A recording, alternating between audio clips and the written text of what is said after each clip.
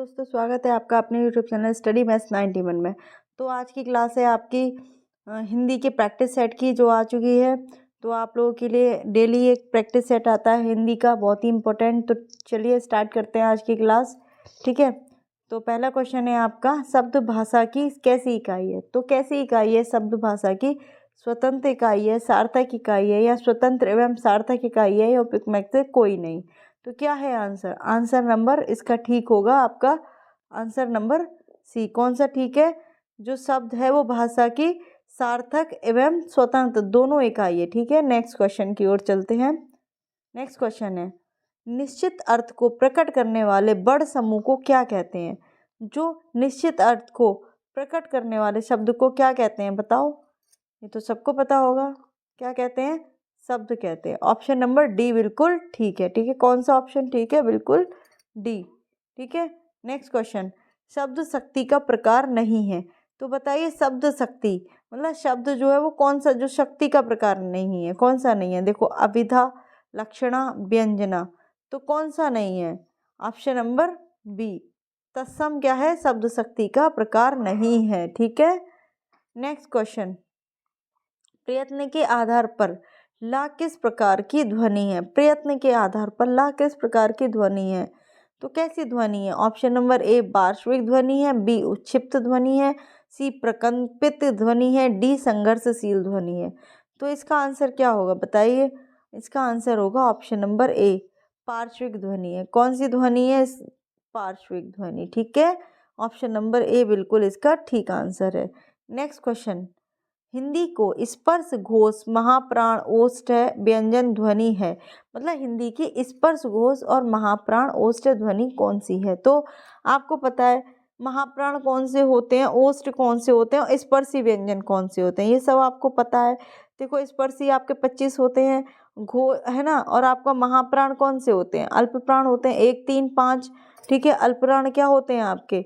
अल्प प्राण होते हैं आपके, अल्प प्राण आपके होते हैं, कौन से अक्षर होते हैं? 1, 3 और देखो कौन से होते हैं आपके? 1, 3, 5, 1, 3, 5।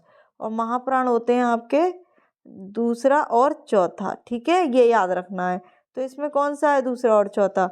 और ओष्ठ भी होना चाहिए, ठीक है। तो देखो ओष्ठ है तो लास्ट से बोल के देख लो कौन सा, पा, फा, बा, है ना। तो ये कौन से ओष्ठ वाले हैं? तो आंसर आपका कौन सा ठीक हो जाएगा इसमें? ऑप्शन नंबर ए, भा आपका बिल्कुल आंसर ठीक होगा। नेक्स्ट, निम्नलिखित में कौन सा शब्द अमात्रिक है जिसमें मात्राएं नहीं है? यानी कि कौन सा शब्द है जिसमें मात्राएं नहीं? देखो, कारखाने में मात्रा है आ की, अमिताभ में भी मात्रा है, चहचहाने में भी मात्रा है, किसमें मात्राएं नहीं है?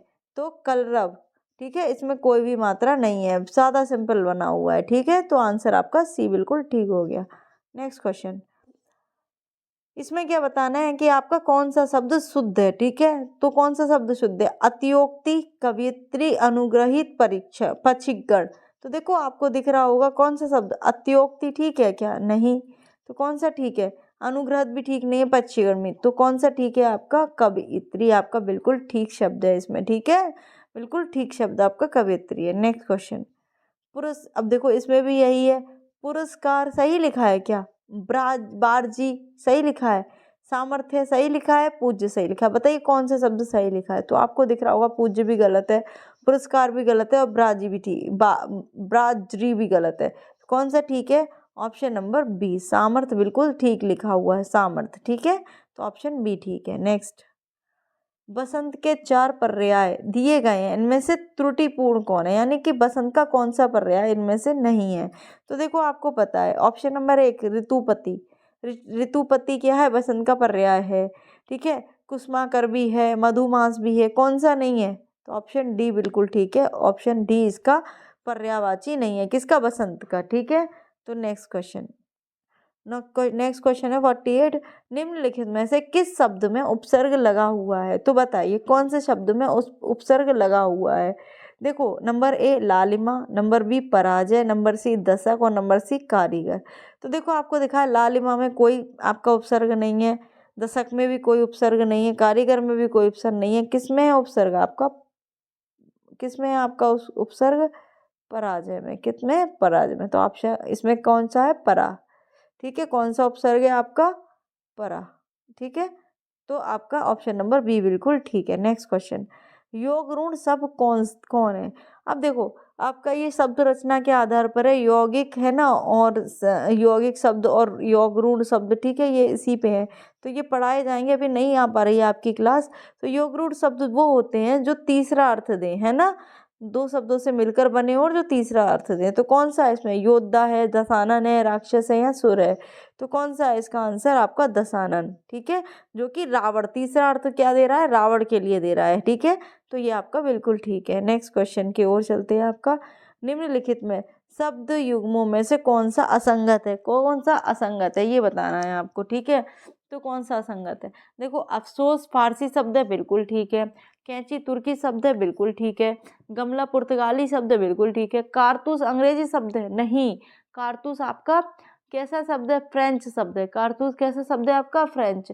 तो ऑप्शन डी आपका बिल्कुल असंगत है। ठीक है, तो आंसर क्या हो गया आपका? डी। ठीक है, नेक्स्ट क्वेश्चन, जिन शब्दों की व्युत्पत्ति का पता नहीं चलता उन्हें क्या कहा जाता है? देखो, तत्सम शब्द आपको पता है संस्कृत के होते हैं, तद्भव आपको पता है जो संस्कृत मतलब तत्सम से ही जो संस्कृत के शब्द होते हैं वो साधारण रूप में जो आ जाते हैं वो तद्भव हो जाता है। संकर शब्द जो तीसरा, जो मतलब दो दो भाषाओं के जो शब्द होते हैं उनसे मिलकर जो शब्द बनता है वो संकर शब्द होता है। तो कौन सा हो जाएगा?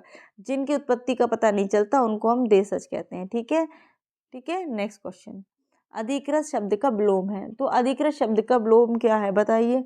ऑप्शन नंबर ए अनाधिकृत, नंबर बी अनधिकृत, नंबर सी अनाधिकारिक, और नंबर डी प्राधिकृत। तो देखो, बहुत से लोगों को ऑप्शन ए लगा देंगे आप अनाधिकृत, लेकिन इसका आंसर क्या होगा आपका? अनधिकृत। ये आपका बिल्कुल ठीक है, ये आपका बिल्कुल कौन सा ठीक है?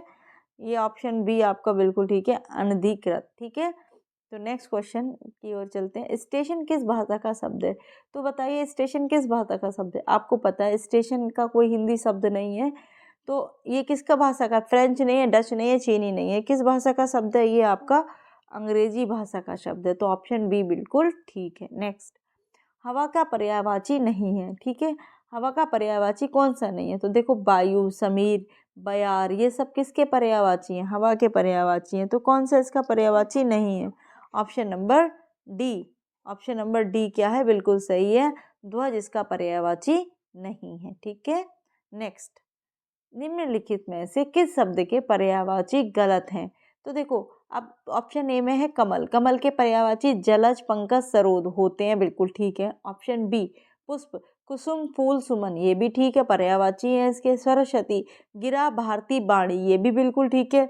तो कौन सा आंसर हो गया? सूर्य, सूर्य का ये नहीं होता, दिनकर, दिवाकर ये होता है। इसमें क्या दे रखा है? ठीक है, दिवस, दिवस और आपका याम, बासर, ये नहीं होते हैं, ये दिन के होते हैं। तो आंसर आपका डी बिल्कुल ठीक है, सूर्य। इसमें सूर्य के पर्यायवाची ये गलत दे रखे हैं। ठीक है, नेक्स्ट क्वेश्चन, चंट और चंड।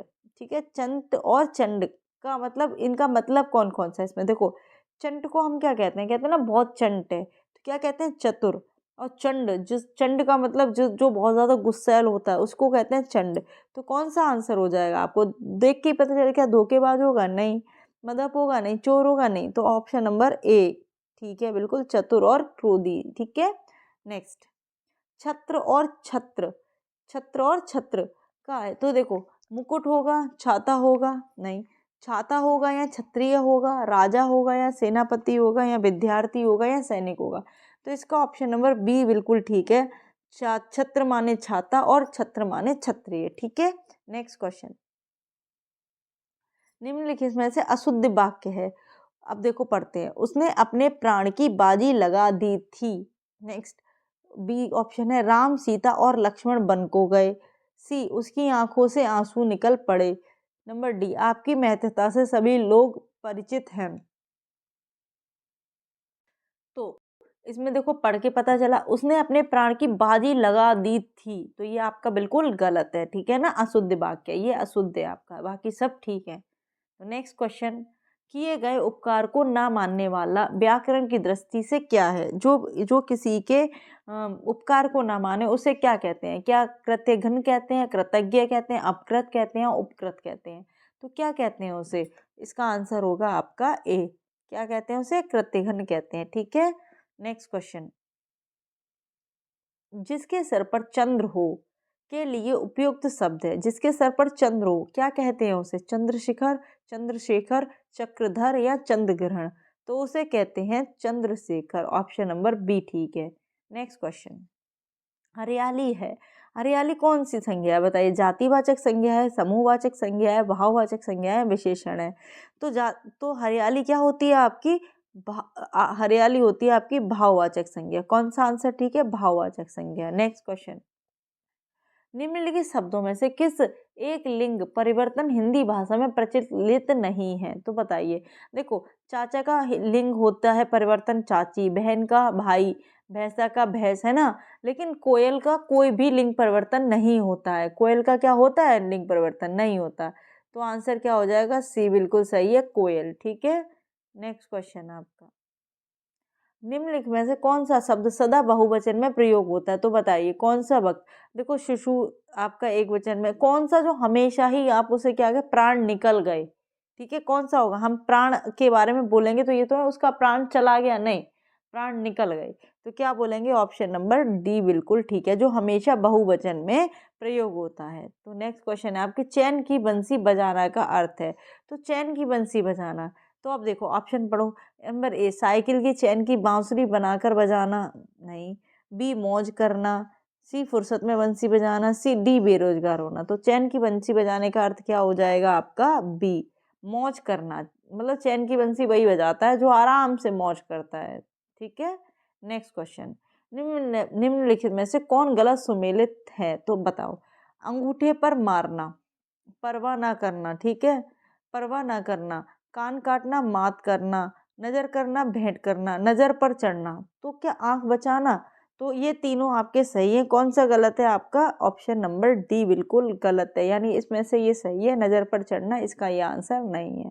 नेक्स्ट क्वेश्चन, देखो अब ये रस दे रखा है, इसमें इसको पढ़ के ये बताना है कि कौन सा रस है। तो देखो पढ़ते हैं, जो तुम्हारी अनुशासन पावो, कंदुक ए ब्रह्मांड उठावो। देखो इसमें देख के पता चल रहा है ब्रह्मांड उठावो, जो मतलब गुस्से में आके ब्रह्मांड को उठा लेता है।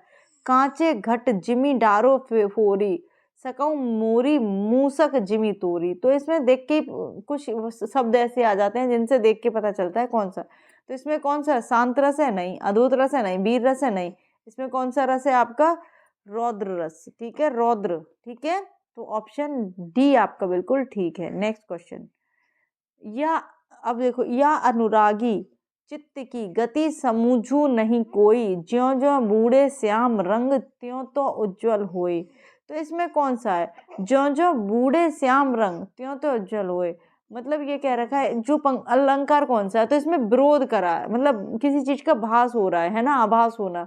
तो कौन सा है इसमें अलंकार? आपका विरोधाभास। ठीक है, ऑप्शन नंबर ए ठीक है। नेक्स्ट, श्री गुरु चरण सरोज निज मन मुकुर सुधारी, बनरो रघुमल विमल जासु जो दायक फलचारी। ये आपका बहुत क्या है? छंद है, लेकिन क्या है ये छंद? आपका सोरठा है, चौपाई है, दोहा है, बरवे है। तो ये आप सबको पता होगा, हनुमान चालीसा का ये आपका जो दोहा है, दोहा है, हनुमान चालीसा में से लिया गया है ये पार्ट। तो ये क्या है? ये छंद है दोहा। कौन सा छंद है ये? दोहा छंद है ये, दोहा। कौन सा छंद है ये आपका? दोहा। Option number C. Next last question है आपका 69, महाभोज उपन्यास की लेखिका कौन है? ये मैं आपको करा चुकी हूँ, तो बताइए, आप लोगों को पता होगा, ये क्वेश्चन मैंने कराया है, तो कौन है इसकी? तो इसका आपका आंसर है नंबर डी, मन्नू भंडारी। कौन है इसका? मैं आपको करा चुकी हूँ ये, क्योंकि मैंने आप लोगों के लिए ये जो भी आपके उपन्यास वगैरह जो कहानी यानी रचनाओं की क्लास कराई है, तो इसका आंसर है मन्नू भंडारी, डी आंसर है। तो ये है आज की क्लास आपकी हिंदी की प्रैक्टिस सेट की। तो बस आप प्रैक्टिस सेट लगाइए, देखिए आपके कितने क्वेश्चन सही हो पा रहे हैं ना। तो बाकी और भी प्रैक्टिस सेट आपको मिलते रहेंगे। तो बस आज की क्लास के लिए इतना ही। Thank you.